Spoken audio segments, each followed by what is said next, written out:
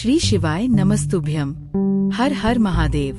वेदांत city, Kharwasa मंदिर के पास, Dindoli road, सूरत, गुजरात में गुरुजी पंडित प्रदीप मिश्रा जी द्वारा श्री शिव महापुराण कथा शुरू हो गई है। ये 7 दिवसीय शिव महापुराण कथा है, जो कि 16 जनवरी 2025 से शुरू हुई है और 22 जनवरी 2025 तक दोपहर 1 बजे से 4 बजे तक आयोजित की जा रही है। आस्था और श्रद्धा के इस आयोजन में 17 जनवरी की शिव महापुराण कथा पूर्ण हो गई है। आज की कथा में गुरुजी पंडित प्रदीप मिश्रा जी ने वटकेश्वर महादेव से जुड़ा एक रोचक उपाय बताया। इसके साथ ही गुरुजी ने 2 अन्य उपाय भी बताए हैं, जिनकी जानकारी हम आपको इस वीडियो में देंगे। कल का दिन बहुत विशेष है। 18 जनवरी शनिवार का दिन है। गुरुजी पंडित प्रदीप मिश्रा जी ने अपने पिछले वर्षों की कथा में शनिवार के दिन किए जाने वाले कुछ विशेष और अचूक उपायों की जानकारी दी थी। उन्हीं में से 3 विशेष उपाय आपको इस वीडियो के अंत में बताएंगे। इन उपायों को करके आप अधिक से अधिक लाभ प्राप्त कर सकते हैं। चाहे कितना ही बड़ा कर्ज क्यों न हो, घर में पैसा टिकता न हो या घर में पैसा नहीं रहा हो, इन उपायों को करने के साथ मेहनत और प्रयत्न करने से निश्चित सफलता मिलेगी। आपको बता दें, आज 17 जनवरी 2025 दूसरे दिन की सूरत की शिव महापुराण कथा में गुरुजी पंडित प्रदीप मिश्रा जी ने कुल 21 उपाय और उपयोगी जानकारियाँ दी है। सभी जानकारी हम आपको इस वीडियो के माध्यम से देने वाले हैं। अगर किसी कारणवश आपने आज की कथा नहीं सुन पाई है, तो पूरी कथा का रसत्व आपको इस छोटे से वीडियो से प्राप्त होगा। आज की कथा की पहली विशेष जानकारी। कथा शुरू होते ही गुरुजी ने कहा, शिव को जानना बहुत कठिन है, शिव को पहचानना बहुत कठिन है। न जाने कितने संत आए, कितने संत गए, और आपने और हमने भी न जाने कितने जन्म लिए होंगे। शिव की भक्ति की होगी, पर आज तक शिव को जान नहीं पाया कोई, पहचान नहीं पाया कोई। लेकिन अगर आप शिव मंदिर तक आ रहे हैं या फिर शिवलिंग पर जल चढ़ा रहे हैं, तो आपको इस बात का ध्यान रखना चाहिए कि आप पर शिव की कृपा जरूर हुई है। मंदिर में जाना या फिर कथा में पहुंच पाना बिना शिव की कृपा के संभव नहीं है। आज की कथा की दूसरी विशेष जानकारी। गुरुजी ने कहा, भविष्य पुराण में लिखा है, जिसे आपको अपने अंदर उतारना है। जब आपकी उम्र बढ़ने लगे, आपको लगे कि आपकी उम्र अधिक होती चली जा रही है, तो आपको बुजुर्गों के साथ, मतलब दादा दादी, नाना नानी या फिर किसी बुजुर्ग के साथ मिलना शुरू कर देना चाहिए। उनके साथ बैठना शुरू कर देना चाहिए। उनसे बातें करना शुरू कर देना चाहिए। जब आप बुजुर्गों से मिलोगे, तो आप उनके सामने हमेशा युवा ही नजर आओगे। वे भी आपको बच्चा बोलकर ही बात करेंगे। ऐसा अनुभव आपको पहले जैसा अनुभव प्रदान करता है, जो कि आपके लिए काफी अच्छा है। आज की कथा की तीसरी विशेष जानकारी। गुरुजी ने कहा, मकर संक्रांति का दिन इतना अच्छा भगवान ने दिया है, जिसमें काटने का भी दिन है और उड़ाने का भी दिन है। एक दिन के लिए आप पतंगों को काट सकते हैं, उड़ा सकते हैं, कोई मना नहीं है। लेकिन किसी के व्यापार को, परिवार को या संबंध को नहीं काटना है। इस बात का आपको ध्यान रखना है। किसी लड़की का कहीं रिश्ता होने वाला हो, तो ऐसी बातें नहीं बोलनी चाहिए जिससे उसका रिश्ता टूट जाए। उसके रिश्ते को तोड़ने की या काटने की कोशिश बिल्कुल भी नहीं करनी चाहिए। बढ़ते हैं आज की कथा की चौथी विशेष जानकारी की ओर। गुरुजी ने कहा, व्यर्थ की बातें मिले तब भले मत बैठो, पर अगर कोई ज्ञान की बातें दे रहा है, भगवान की बातें बोल रहा है, भगवान के बारे में कुछ बता रहा है, तो उसे जरूर सुनो। इसके बाद गुरुजी ने कहा, उपहार देकर आप बच्चों का केवल बचपन में उन्हें खुश कर सकते हो, पर शिव महापुराण की कथा कहती है कि अच्छे संस्कार देकर आप उनकी पूरी जिंदगी खुशी से बीते, ऐसा कर सकते हो। बढ़ते हैं आज की कथा की 5वीं विशेष जानकारी की ओर।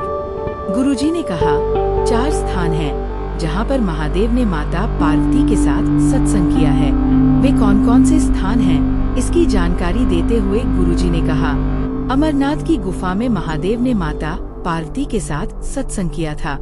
इस जगह पर सिर्फ महादेव ने माता पार्वती के साथ सत्संग किया था। केवल एक पक्षी के जोड़े ने कथा सुनी थी। दूसरा स्थान गुरुजी ने बताया काशी विश्वनाथ का, जिसमें गंगा के घाट पर महादेव ने माता पार्वती के साथ सत्संग किया था। इसमें ऋषि, साधु संत, तपस्वी आदि ने शामिल होकर उसका श्रवण किया था। तीसरा स्थान जो गुरुजी ने बताया वह महाकाल वन है। छिप के तट पर भोलेनाथ ने माँ पार्वती के साथ यहाँ पर भी सत्संग किया है। इस सत्संग में संसार के जितने भी भोलेनाथ के गण हैं, सारे भैरव, 64 योगिनी, सभी ने इस कथा का श्रवण किया है। चौथा और अंतिम स्थान जो गुरुजी ने बताया वह श्री शैलम मल्लिकार्जुन का बताया है। इसमें देवी देवता मतलब सरस्वती माता और गायन वादन में जितने भी निपुण हैं, सभी ने कथा का श्रवण किया। ये ऐसे 4 स्थान हैं जहाँ पर भगवान शिव ने माता पार्वती के साथ सत्संग किया है। बढ़ते हैं आज की कथा की 6वीं विशेष जानकारी की ओर। गुरुजी ने कहा, शिव पुराण कथा का एक नियम बहुत प्रबल है।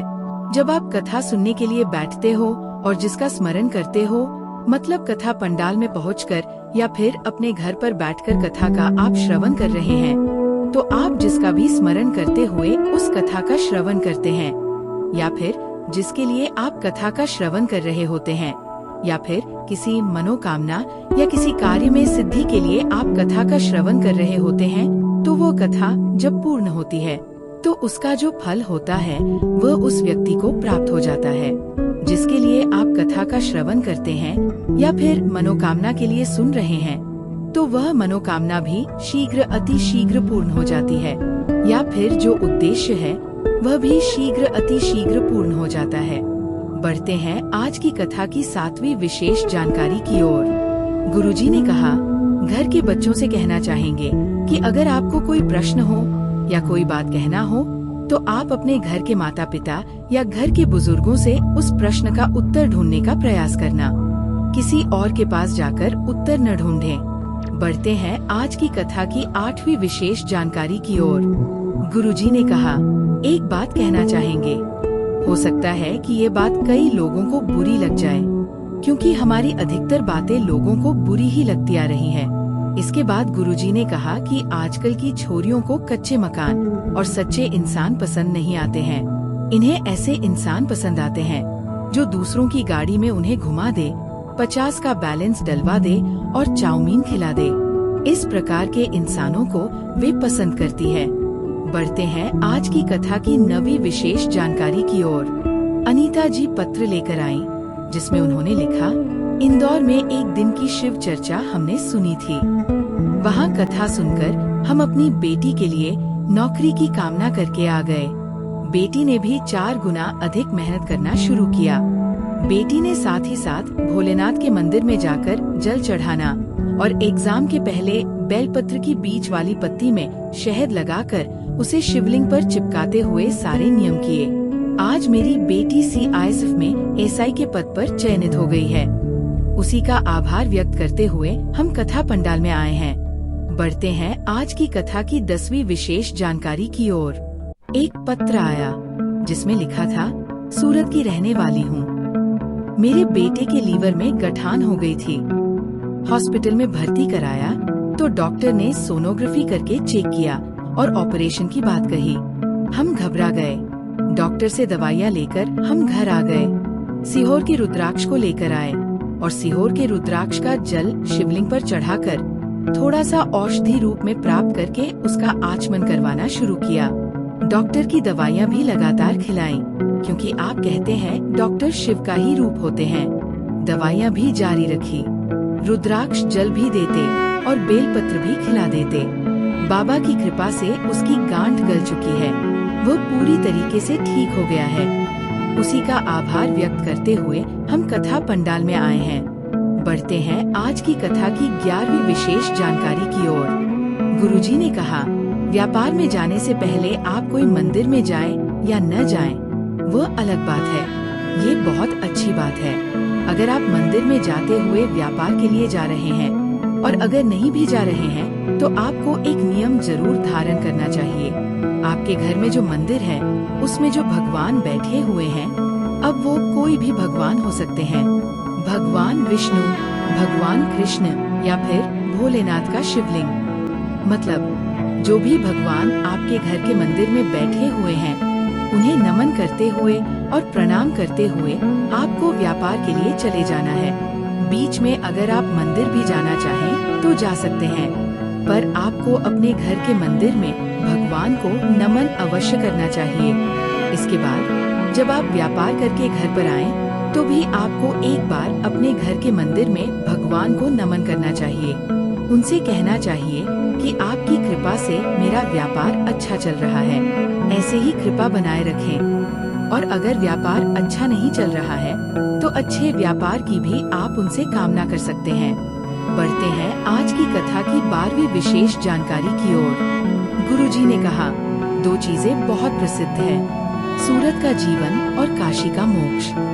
सूरत में कई प्रकार के पकवान और खाने की चीजें जो कि बहुत अधिक मात्रा में प्रचलित हैं।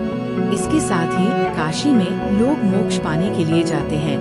फिर किसी ने पूछा, फिर लोग शिव पुराण कथा में क्यों जाते हैं? इस पर गुरुजी ने कहा, जीवन का सारा सुख पाने के लिए लोग शिव पुराण कथा में जाते हैं। बढ़ते हैं आज की कथा की 13वीं विशेष जानकारी की ओर। सारिका जी पत्र लेकर आई, जिसमें उन्होंने लिखा, मेरी शादी के 10 साल हो गए थे, लेकिन संतान सुख प्राप्त नहीं हुआ था। IVF और कई प्रकार के इलाज भी करवाए, पर कोई लाभ नहीं हुआ। जिसने जो कहा, जहाँ जहाँ जाने को कहा, वह सब हमने किया, पर कुछ भी नहीं हुआ। फिर किसी के कहने पर आपकी कथा, जो कि बड़ोदरा में कथा पंडाल में हो रही थी, वह कथा मैंने पंडाल में बैठकर सुनी। कथा पंडाल की रज को मैंने गर्भ में लगा लिया। सफेद आंकड़े की जड़ का प्रयोग भी किया, पर लाभ नहीं हुआ। उसके बाद मैंने 3 बार सफेद आंकड़े की जड़ का प्रयोग किया। कनकरशंकर की धारा मतलब शहर कुबरेश्वर धाम में होकर भी आ गए। बाबा की कृपा से संतान सुख हुआ है, उसी का आभार व्यक्त करने हम कथा पंडाल में आए हैं। बढ़ते हैं आज की कथा की 14वीं विशेष जानकारी की ओर। ज्योति जी पत्र लेकर आईं, जिसमें उन्होंने लिखा, मेरे पति को दांत का दर्द हुआ। डॉक्टर ने दांत निकलवाने की बात कही। इसके बाद डॉक्टर ने कहा कि कैंसर के भी असर दिख रहे हैं, जांचें होंगी और उसके बाद ऑपरेशन होगा। हमने ऑपरेशन भी करवा लिया। इसके बाद डॉक्टर ने कहा कि अभी कोई गारंटी नहीं है कि कब तक ठीक होंगे। हमारा पूरा परिवार बहुत दुख में पहुंच गया। हम सभी घबरा गए। हमने सीहोर से कुबरेश्वर धाम से रुद्राक्ष मंगवा लिया। शहर कुबरेश्वर धाम के रुद्राक्ष का जल शिवलिंग पर चढ़ाकर थोड़ा सा औषधि रूप में प्राप्त करके उन्हें उस जल का आचमन कराना शुरू किया। बाबा की कृपा से आज वे पूरी तरह ठीक हो गए हैं। उसी का आभार व्यक्त करने हम कथा पंडाल में आए हैं। बढ़ते हैं आज की कथा की 15वीं विशेष जानकारी की ओर। अजीत जी पत्र लिख रहे हैं, जिसमें उन्होंने लिखा, मैं शिव जी को नहीं मानता था। 13 साल हो गए थे, लेकिन संतान सुख प्राप्त नहीं हुआ था। पर किसी के कहने पर सफेद आंकड़े की जड़ का प्रयोग किया और 13 साल के बाद संतान सुख हुआ है। उसी का आभार व्यक्त करने हम कथा पंडाल में आए हैं। बढ़ते हैं आज की कथा की 16वीं विशेष जानकारी की ओर। आज की शिव पुराण कथा में गुरुजी ने एक विशेष उपाय बताया। गुरुजी ने कहा, अगर कोई तुम्हारा पैसा लेकर चला गया है, कोई तुम्हारा पैसा लौटा नहीं रहा है, कोई तुम्हारा पैसा ऐसी जगह फंसा है जहां से वापस नहीं आ पा रहा है, या फिर कहीं पर पैसा अटक गया है और आप वो धन वापस चाहते हैं, तो आपको एक सरल और आसान उपाय करना है। यह उपाय आप प्रतिदिन भी कर सकते हैं या फिर विशेष तिथियों जैसे सोमवार, प्रदोष, मासिक शिवरात्रि या फिर कोई भी त्रयोदशी को कर सकते हैं। आप एक नियम बना सकते हैं कि मैं प्रत्येक सोमवार, प्रत्येक प्रदोष या प्रत्येक चतुर्दशी त्रयोदशी को ये नियम करूँगा। ये उपाय आपको लाभ जरूर देगा। आपको वटकेश्वर महादेव का नाम लेते हुए शिवलिंग पर जल अर्पित करना शुरू कर देना है। बस इतना ही करना है और कुछ करने की आवश्यकता नहीं है। ये उपाय आप रोज भी कर सकते हैं या फिर एक नियम बनाकर भी कर सकते हैं। प्रत्येक मंगलवार, प्रत्येक बुधवार या प्रत्येक सोमवार का नियम धारण करेंगे तो काफी अच्छी बात है। सिर्फ शिवलिंग पर जल अर्पित करना है। वटकेश्वर महादेव का नाम स्मरण करते हुए। यह एक प्रभावी कर्ज मुक्ति उपाय है। इसे आपको कल से ही करना शुरू कर देना है। ये उपाय आप 18 जनवरी शनिवार के दिन से भी शुरू कर सकते हैं। बढ़ते हैं आज की कथा की 17वीं विशेष जानकारी की ओर। पिछले वर्षों की शिवपुराण कथा में गुरुजी पंडित प्रदीप मिश्रा जी द्वारा बताए गए कुछ विशेष उपायों की जानकारी दी गई थी, जो आप 18 जनवरी यानी कल से करना शुरू कर सकते हैं। यहाँ शनिवार के दिन का एक विशेष रोग मुक्ति उपाय बताया गया है। गुरुजी ने कहा था कि पीपल के वृक्ष की सूखी छाल का उपयोग करें। इसका तरीका इस प्रकार है। 1. पीपल के वृक्ष से सूखी छाल को निकालें और इसे घिसकर चंदन बना लें। 2. इसके बाद भोलेनाथ के शिवलिंग का जल या पंचामृत से अभिषेक करें। 3. शिवलिंग पर चंदन लगाएं और पूजन करें। आप पुष्प, बेलपत्र या जो भी सामग्री अर्पित करना चाहें कर सकते हैं। 4. चंदन लगाते समय पिपलेश्वर महादेव का नाम स्मरण करें। 5. थोड़ी मात्रा में चंदन को कटोरी में लें और इसे अपने मस्तक और कंठ पर लगाएं। लाभ: इस उपाय से भोलेनाथ की कृपा से कई प्रकार की बीमारियां और परेशानियां दूर हो जाती है। हालांकि दवाइयां भी साथ में लेना जरूरी है, क्योंकि डॉक्टर शिव का ही रूप होते हैं। ये उपाय हर शनिवार को करने से रोग मुक्ति प्राप्त होती है। बढ़ते हैं आज की कथा की 18वीं विशेष जानकारी की ओर। पिछले वर्षों की शिवपुराण कथा में गुरुजी ने बताया कि यदि आपका कोई ग्रह प्रतिकूल चल रहा है, जैसे राहु, शनि या केतु, जीवन में परेशानियां खत्म नहीं हो रही, धन की कमी है या कर्ज बढ़ रहा है, तो ये उपाय करें। 1. कलश में दूध भरें और यदि पर्याप्त दूध न हो तो जल में थोड़ा दूध मिला लें और ध्यान दें कि तांबे के पात्र का उपयोग न करें। 2. दूध या मिश्रित जल में एक दूर्वा डालें। 3. इस मिश्रण को पीपल के वृक्ष के नीचे अर्पित करें। लाभ: इस उपाय से राहु, शनि और केतु जैसे ग्रह अनुकूल हो जाते हैं। जीवन की परेशानियां और कष्ट कम होने लगते हैं। गुरुजी ने कहा कि यह उपाय 3 शनिवार तक नियमित रूप से करें। इससे जीवन में सकारात्मक बदलाव और दुखों से मुक्ति मिलनी शुरू हो जाएगी। बढ़ते हैं आज की कथा की 19वीं विशेष जानकारी की ओर। गुरुजी पंडित प्रदीप मिश्रा जी ने पिछले वर्षों की शिवपुराण कथा में एक शनि दोष निवारण उपाय बताया, जिसे किसी भी शनिवार को किया जा सकता है। यह उपाय केवल एक बार करना पर्याप्त है। उपाय का तरीका: 1. काजल की एक नई डिब्बी ले। 2. शनिवार के दिन काशी विश्वनाथ का नाम स्मरण करते हुए काजल की डिब्बी को व्यक्ति के ऊपर से 21 बार उतारें। 3. इसके बाद इस डिब्बी को किसी खाली स्थान पर जमीन में गाड़ दें। 4. बस इतना ही करना है। लाभ: शनि की 7.5 और ढैया का प्रभाव समाप्त हो जाता है। व्यक्ति की परेशानियां, बार बार बीमारियां, दुर्घटनाएं, व्यापार में बाधाएं और प्रकृति में रुकावटें दूर हो जाती है। बढ़ते हैं आज की कथा की 20वीं विशेष जानकारी की ओर। यह उपाय धन प्राप्ति, लक्ष्मी प्राप्ति और कर्ज मुक्ति के लिए किया जाता है। यदि घर में धन की कमी हो, कोई सदस्य नौकरी या व्यापार में सफल न हो रहा हो, तो ये उपाय अवश्य करें। उपाय का तरीका: 1. गोल बाती का दीपक तैयार करें। इसे आटे से बना सकते हैं या पहले से मौजूद दीपक में गोल बाती रख सकते हैं। दीपक में घी या तेल का उपयोग करें। 2. शनिवार के दिन शाम के समय प्रदोष काल, सूर्यास्त से 45 मिनट पहले और 45 मिनट बाद का समय में इस दीपक को पीपल के वृक्ष के नीचे प्रज्वलित करें। 3. दीपक जलाते समय माता लक्ष्मी और नारायण का स्मरण करें। लाभ: घर में माता लक्ष्मी और नारायण का वास होता है, धन संपदा बढ़ती है और व्यापार व नौकरी में सफलता प्राप्त होती है। मेहनत का पूरा फल मिलने लगता है।